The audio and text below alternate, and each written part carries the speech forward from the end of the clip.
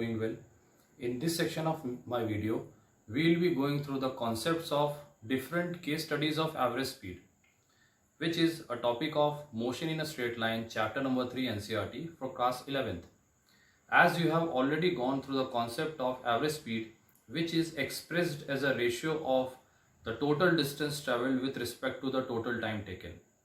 In this, you may say that the concept of the slots of the distances may be different, as well as the slots of time may be different.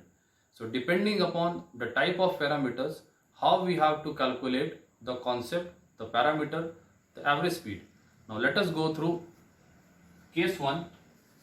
As case 1 says that if an object, let's go through first the average speed. As average speed is the total distance traveled with respect to the total time taken. So you may remember this thing every time. Going through case 1. Case 1 says if an object travels distances s1 with velocity v1, distance s2 with velocity v2, distance s3 with velocity v3 respectively. Therefore, in order to calculate average speed, we have total distance traveled is equals to s1 plus s2 plus s3. Now total time taken will be definitely t1 plus t2 plus t3. Let this be equation number 1. t1 can be expressed as s1 upon v1. Similarly, t2 can be expressed as s2 upon v2. Similarly, t3 can be expressed as s3 upon v3.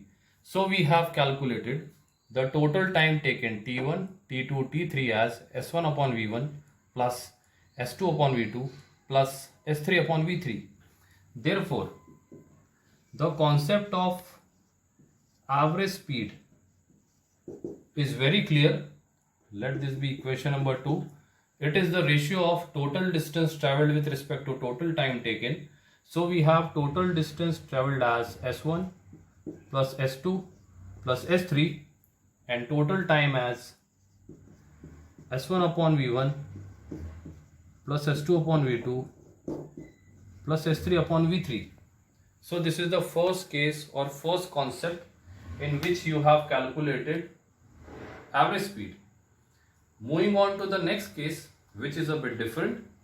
As case 2 says, the object travels with velocity v1 for time t1, definitely covering distance s1, v2 for time t2 and v3 for time t3.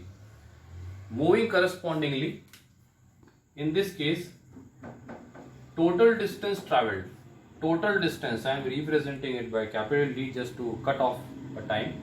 Total distance traveled can be represented as s1 plus s2 plus s3, where s1 correspond to these values, s2 and s3. So s1 can be expressed as v1 into t1, s2 can be expressed as v2 into t2, s3 can be expressed as v3 into t3. Let it be equation number 1. Total time in this case will be t1 plus t2 plus t3. Therefore, average speed, again ratio of total distance traveled with respect to total time taken. You have the value in both the equation number 1 giving total distance, equation number 2 giving total time. We write v1 into t1, v2 t2 plus vt t3 upon t1 plus t2 plus t3, representing average speed in this particular case.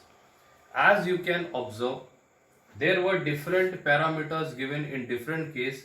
The case 1 says calculation of average speed with distances and velocities given, while case number 2 involves calculation of average speed with velocities and time periods given.